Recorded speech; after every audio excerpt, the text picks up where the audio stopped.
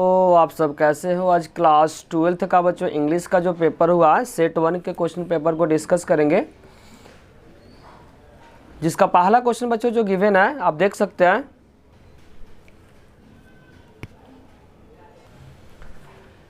Section A में बच्चों जो दिया गया है रीडिंग स्किल, इसमें बोला गया कि इस पर अगर आपको क्या करना है, केयरफुली आपको पढ़ना है। तो आप देख सकते हैं इससे रिलेटेड जो क्वेश्चन पूछा गया बच्चों आंसर को क्या करेंगे, सॉल्व करेंगे, क्वेश्चन को क्या करेंगे, सॉल्व करेंगे। चाहे तो आप रीडिंग स्किल जो दे रखा बच्चों, जो पैराग्राफ दे रखा उसको क्या कर सकते हैं, रीड कर सकते हैं। इसके बेसिस पे कुछ क्वेश्चन पूछा गया, उस क्वेश्चन को क्या करना है, आंसर देना है। इसमें लिखा गया answer the flowing question based upon the passage above. जो भी बच्चों ऊपर जो पैसेज जो दिया गया इसके बेसिस पे कुछ क्वेश्चन दिया गया, इस क्वेश्चन को क्या करना है, आपको सॉल्व करना है।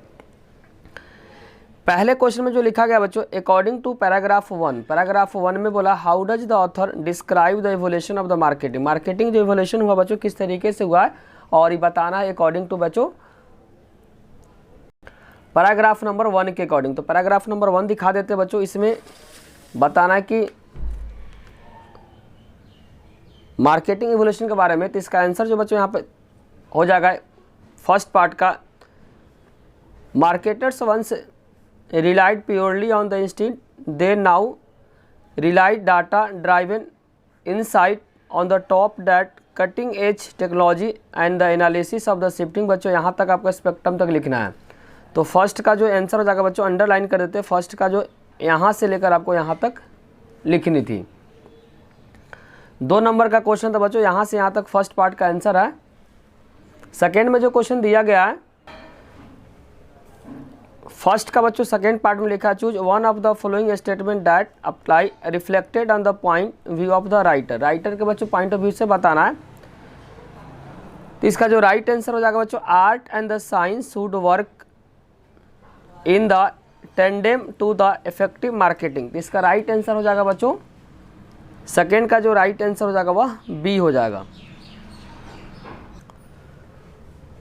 थर्ड पार्ट में लिखा provide one textual evidence with the reference the paragraph number 3 to the support that the marketing is an art. इसके बारे में बताना बच्चों पैराग्राफ नंबर 3 के अकॉर्डिंग। तो थर्ड का जो आंसर हो जाएगा बच्चों, पैराग्राफ नंबर 3 के अकॉर्डिंग जो बोला गया as and the art marketing is all about the understanding the knowledge of the human behaviour and the determining how to make the emotional connection with the customer. तो first का third का जो answer हो जाएगा बच्चों, numbering कर देते हैं। थर्ड का आंसर यहाँ से लेकर यहाँ तक आपका करना लिखना था।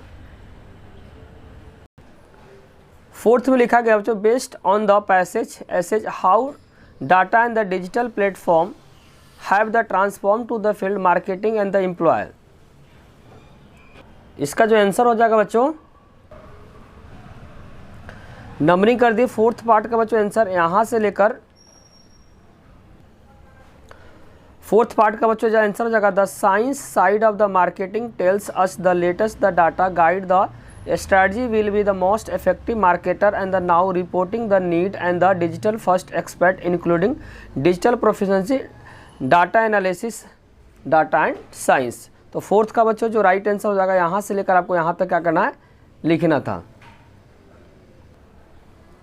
इसका जो 6 नंबर में जो दिया गया बच्चों, complete the analogy with one word the paragraph number 2 including the employed scheduled. तो इसका जो राइट आंसर हो जाएगा बच्चों आइसोलेटेड। तो 6 का जो राइट आंसर हो जाएगा वह सी हो जाएगा।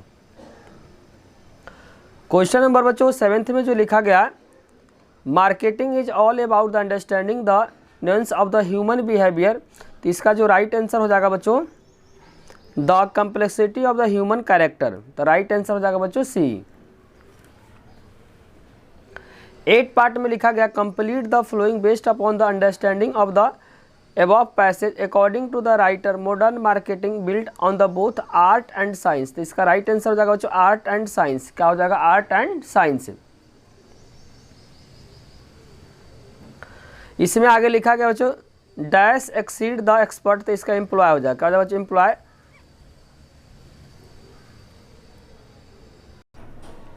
इसके बाद आगे जो लिखा बच्चों केस स्टडी 2 है टूरिज्म इन इंडिया। इसमें टूरिज्म बेसिस बच्चों जो क्वेश्चन दिया गया है, इस क्वेश्चन को क्या करना, आपको सॉल्व करना चाहे तो क्या कर सकते हैं, आप रीड कर सकते हैं।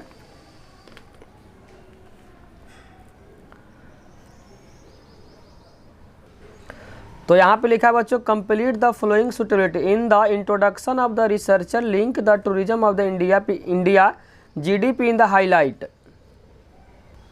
तो इसका राइट आंसर हो जाएगा बच्चों, India GDP generating the employment and the boosting the infrastructure. इतना ही आपको क्या करना चाहिए, लिखना था, India GDP generating the employment and the boosting the infrastructure.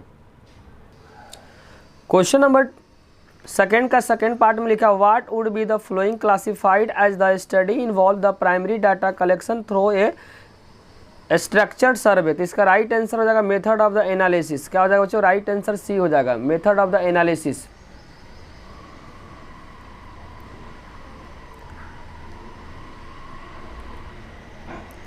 बाकी इसमें जो दिया गया बच्चों आप देख सकते हैं, और 8 पार्ट का बच्चों जो राइट आंसर है 8 पार्ट का,